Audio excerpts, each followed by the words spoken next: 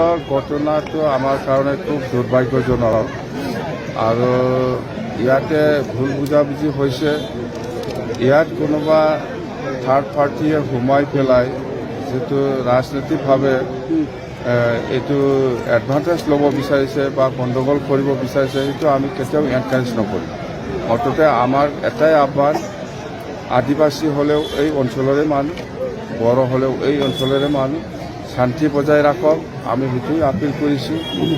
সকলোৱে এই অঞ্চলৰে মানুহ, কোনো বাহিৰৰ মানুহ নহয়। আমি ইয়াতে থাকিব লাগিব, সাৰা জীৱন ইয়াতে থাকিব লাগিব, ইয়াতে কাম কৰি খাব লাগিব, একেলগে থাকিব লাগিব। ইয়াত কোনোবা ৰাজনীতিক দলৰ এনকাৰেজটো লৈ পেলাই গণ্ডগোলটো বেছি কৰিব নালাগে। মোৰ এটাই আহ্বান। আছে আছে ইয়াত থাৰ্ড পাৰ্টি সোমাইছে, এইকাৰণে এইবিলাক ঘটনা হৈছে, নহ'লে এনেকুৱা নহ'লে হয় নাই। ইয়াৰ ব্যৱস্থা লোৱা নোলোৱা প্ৰশাসনৰ হাতত।